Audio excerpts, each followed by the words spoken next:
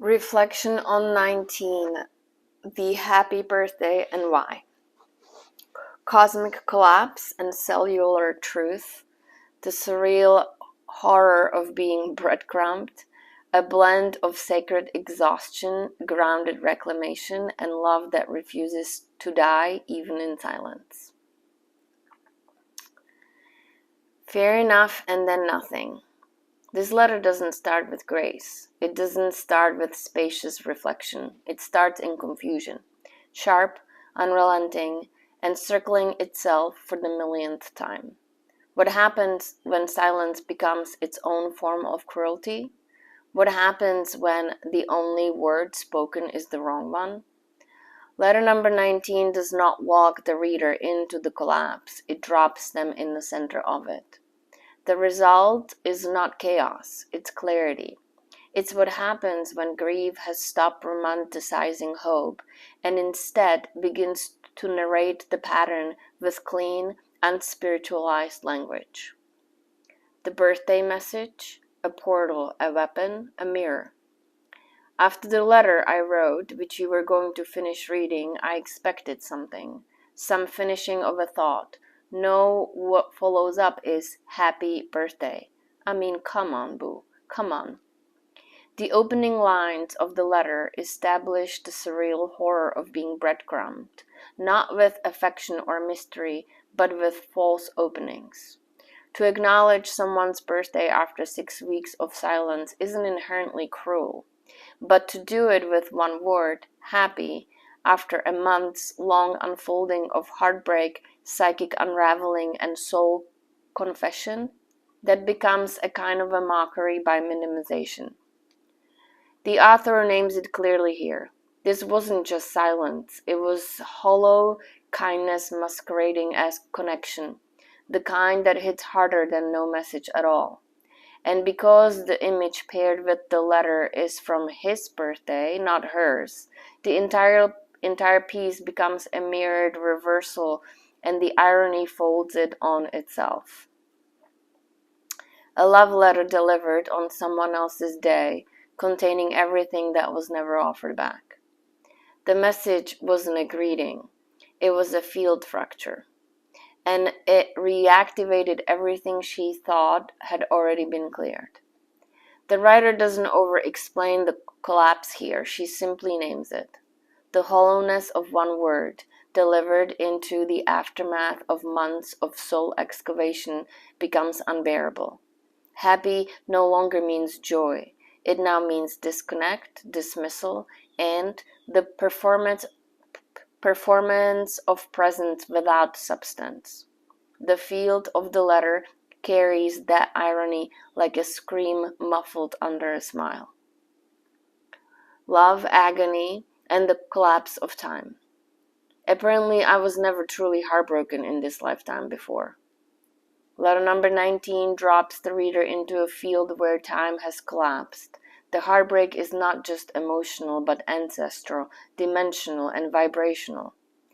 The author begins to track her own descent not only as a response to him, but as a confrontation with every wound that's ever been left unfinished in her body and lineages. The agony described is not just emotional, it is somatic, cosmic, inherited. It is named with unapologetic depth, not metaphor, not exaggeration, truth. And in doing so, she also clarifies something essential. The pain isn't just from what was done to her, it's also from what got revealed through it. She locates the hurt not only in his actions, but in her own patterns of walking on eggshells, minimizing herself, performing for love. This dual awareness gives the letter its power. It is not a victim's scream, it's a soul's reckoning. It is not just the absence of love that devastates, it's what it activates. Her willingness to accommodate, to avoid calling out what she knew, her inherited sense of unworthiness, the internalized belief that love must always come with pain. But she doesn't remain in blame. The letter holds both truths. That's my hurt. One of the letter's most powerful qualities is how it maps temporal collapse. 5 months ago becomes now, now becomes infinite. Grief stops being linear and becomes cellular, moving through lifetimes, ancestral memories, dimensional echoes. I have thought of you almost always in my awake time, and I would dream of you often. Mostly I heard.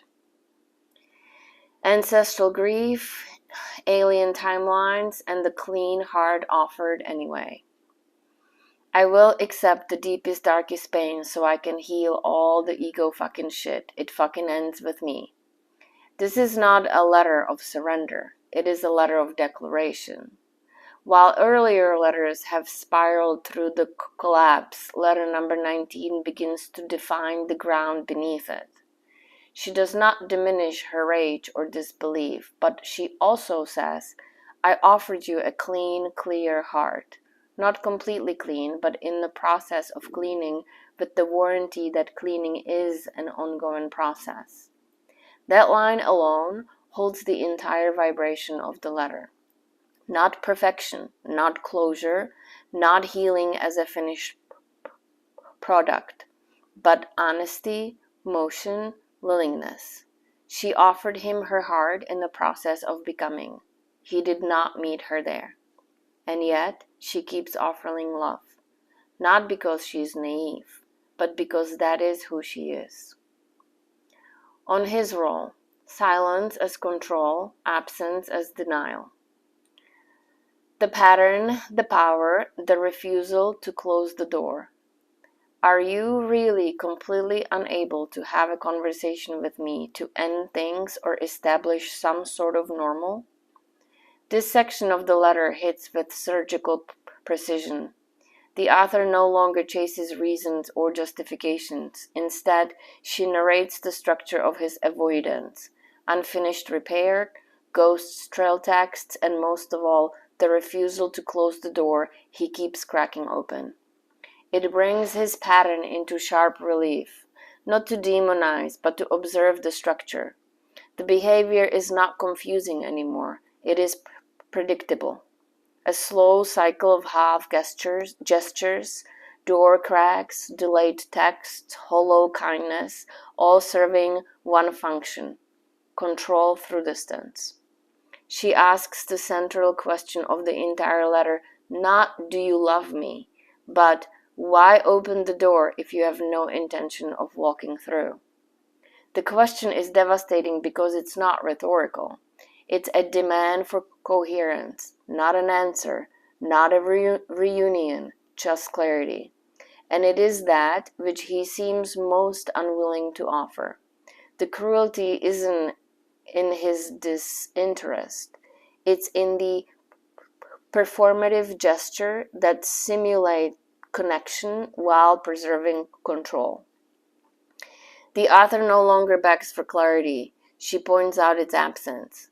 You have had so many possible exit points and you keep some threat back to me, but you can't be honest and straightforward. And yet, she doesn't strip him of complexity.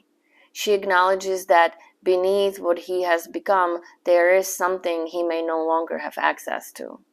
The part of him she once touched is buried under performance, avoidance, and distortion, and that is what makes the silence feel less like distance and more like a soul rejecting part of itself. By the time she arrives at, if you ever find yourself wondering if you should or shouldn't, the answer is always yes, you should. It's no longer a plea. It's not even about him. It's a reminder to the universe. Conversations matter. Truth matters. Silence that avoids responsibility is not healing. It's ego dressed in light. The love that refuses to release. Maybe it's all me, but I don't believe that ultimately this is who you are. Here the letter shifts. Rage gives way to recognition. The love doesn't disappear, it transforms. No longer a reaching love, no longer a hoping one, just a presence, just a field. Even here, even though rage and collapse and ancestral agony The letter ends with love, but not a desperate clinging love, rather a resolute one, a love that sees what the ego cannot, a love that knows it may never be received in this lifetime and offers itself anyway as testimony. The author no longer pleads for reunion. She states a truth that remains unshaken even after months of being ignored. I love us so much. I just wanted to talk. This is the line that breaks the reader open, not because it's dramatic, but because it's simple and devastating. It's not that she asked for too much. It's that she asked for so little. A conversation, a trace of honesty, a moment of mutual recognition. And none of it came. This is what makes letter 19 so difficult to turn away from. It contains everything: grief, confusion, rage, ridicule, tenderness, surreal humor, cosmic grief, and spiritual sovereignty. And still she says, I love you now and always. The clean heart offered anyway. I did find my heart, and I served it up on the golden platter to you. Even in the wake of abandonment, the author does not pretend she held her power the entire time. Instead, she narrates the full arc, from suppression to revelation to self-betrayal to offering. And that offering, she makes clear, was never perfect. It was honest, in process. This line is one of the quietest and strongest in a letter. Well, not completely clean, but in the process of cleaning, with the warranty that cleaning is an ongoing process. It is a stunning statement of maturity in love, not asking to be seen as pure but as willing, not demanding closure but offering presence even without guarantee. That is what makes this letter ache. She didn't just love him. She loved through him into herself, her lineage, her multidimensional being. Timeline placement and field mirror. Letter number 19 belongs to the second half of the series, the active mirror phase, where the letters no longer document the past but move in parallel with the present. This began with letter number 11 and is in full effect now. The field of this letter matches the writer's current energetic state almost exactly. A strange convergence of rage, grief, clarity, humor, heartbreak, ancestral release, and multi-dimensional vision. She's not just remembering the collapse anymore. She's living it as she writes it. And in doing so, she folds time. She reclaims the story. This is the letter where confusion stops spiraling and starts mapping itself. It's the start of emergence, even if the heartbreak isn't done. Final note, the field shift. This letter hits differently in the field. It doesn't beg, plead, explain, or justify. It doesn't soften. It doesn't offer one last chance. It simply names the cruelty of silence that pretends to be kindness, and then it loves anyway. And in that naming, something changes. The emotional charge doesn't disappear, but the power dynamic does. The impact is undeniable, not only in him, not only in her, but in the field itself. This is the kind of letter that can be unread once it's seen. And whether or not it's acknowledged, it is felt in the nervous system, in the unconscious, in the places still holding what hasn't been faced. The truth belongs to her now, and it's vibrating across timelines, whether he responds or not, whether his wife watches silently or not. The author told the truth, and this time it was not for them, it was for her, and it landed. And now it lives in the field, vibrating with truth.